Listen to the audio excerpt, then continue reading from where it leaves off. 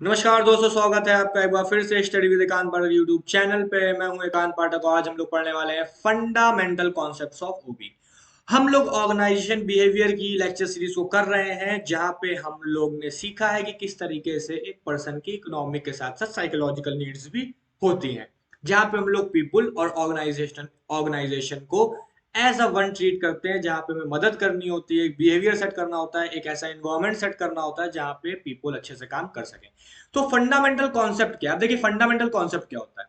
जो भी डिसिप्लिन होता है उसके कुछ ना कुछ फंडामेंटल कॉन्सेप्ट्स होते हैं, और वही एक स्टोन होता है जिसपे पूरा पूरा डिसिप्लिन डिपेंड करता है। मतलब उसी बात पे, जैसे साइकोलॉजी मेंटल लेवल पे करती है, फिलोसफी कल्चरल लेवल पे हमारे बिलीफ्स पे करती है, इसी तरीके से हर एक कॉन्सेप्ट की एक फाउंडेशन स्टोन होता है। ऐसे ही जो ओबी में हमारा है ऑर्गेनाइजेशन बिहेवियर, उसका फंडामेंटल कॉन्सेप्ट जो घूमता है नेचर ऑफ ए पीपुल और नेचर ऑफ ऑर्गेनाइजेशन की तरफ, कि एक पर्सन का नेचर कैसा है और एक ऑर्गेनाइजेशन का नेचर कैसा है। अब नेचर ऑफ ए पीपल की बात करें तो इसमें चार चीजें आती हैं। वो आता है इंडिविजुअल डिफरेंसेस, क्या क्या बदलाव होते हैं, पर्सन की वैल्यू, होल पर्सन एक तरीके से कैसे लेते हैं, और मोटिवेशनल बिहेवियर, जिसको भी हम लोग डीप में स्टडी करेंगे नीचे। नेचर ऑफ ऑर्गेनाइजेशन में क्या आता है हमारा, म्यूचुअल ट्रस्ट और सोशल सिस्टम। अब देखिए, इंडिविजुअल डिफरेंस की बात करें तो सबके अंदर कुछ ना कुछ अलग अलग चीजें होती हैं। मतलब हर आदमी दूसरे आदमी से अलग होता है। ये बात अलग होती है कि हम लोग इस बात से भी चिढ़ते जलते हैं, अगर सामने वाले में कुछ ज्यादा अच्छा देखते हैं तो हम लोग उसको कॉपी करने की कोशिश करते हैं, और ये बात हम लोग एक्सेप्ट भी नहीं करते। ठीक है, तो इंडिविजुअल डिफरेंट में क्या होता है, सबके फिजिकल और मेंटल स्टेटस क्या होते हैं, वो अलग अलग होते हैं।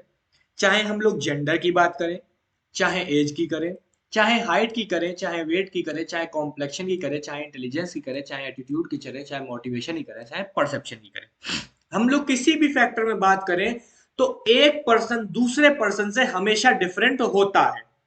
और आपको पता है मैं इतनी तेज क्यों पे बोल रहा हूँ, क्योंकि 3 बार मेरी रिकॉर्डिंग खराब हुई है, वॉइस नहीं आई है इसमें। इस बार देखते हैं। तो the belief of each person is different from all, इसको हम लोग क्या बोलते हैं, law of individual differences.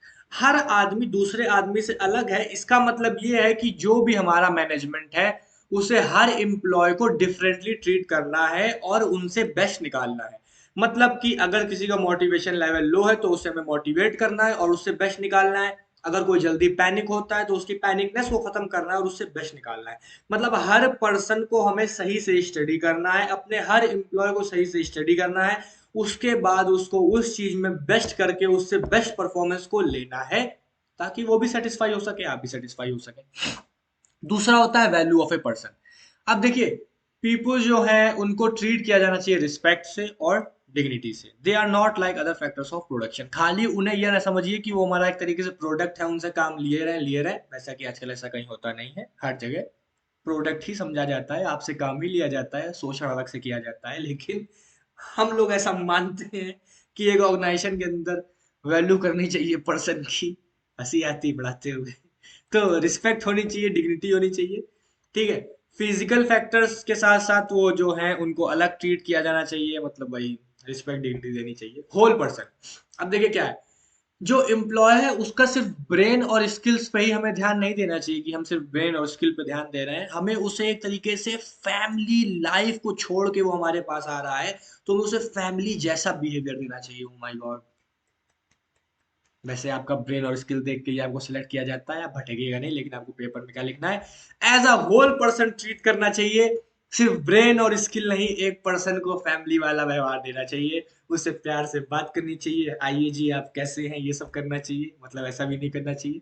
Manager जो है उन्हें अच्छे से बिहेव करते हुए, मतलब ऐसा एम्प्लॉय को फील ना हो कि वो अपना घर छोड़ के आया, उसे लगे मैं काम करने जा रहा हूँ तो मैं अपने सेकंड हाउस में ही जा रहा हूँ, इस तरीके का फील आना चाहिए। अगला होता है मोटिवेटेड बिहेवियर।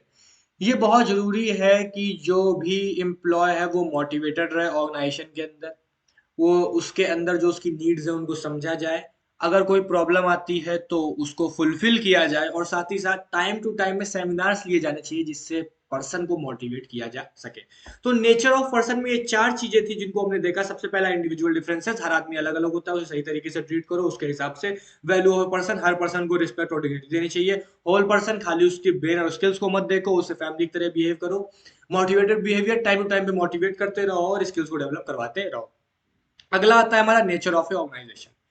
अब क्या होता है, म्यूचुअल इंटरेस्ट। इंडिविजुअल जो भी हैं वो अपने इंटरेस्ट को शेयर करें एक ऑर्गेनाइजेशन के अंदर। इससे क्या होता है, ऑर्गेनाइजेशन जो होती है वो स्ट्रांग होती है, और साथ ही साथ अगर किसी का इंडिविजुअल का कोई इश्यू है और वो अगर ग्रुप में आ रहा होता है तो उसे ओपनली कहने से अपने कलीग से उस इश्यू को सॉल्व भी किया जा सकता है। ये एक हार्मोनियस एक्टिविटी को ऑर्गेनाइजेशन में जन्म देता है, जहाँ पे हम लोग अपनी बातें कह सकते हैं, दूसरों से बातें कर सकते हैं, और कोई प्रॉब्लम आती है तो उसको भी सॉल्व कर सकते हैं। अगला होता है सोशल सिस्टम, मतलब कि अगर हम लोग ग्रुप में बात करेंगे तो एक इंटरडिपेंडेंट और इंटररिलेटेड एलिमेंट्स होंगे ऑर्गेनाइजेशन के अंदर, जहां पे हम लोग एक दूसरे को जानेंगे, एक दूसरे को समझेंगे और एक दूसरे के साथ काम कर सकेंगे।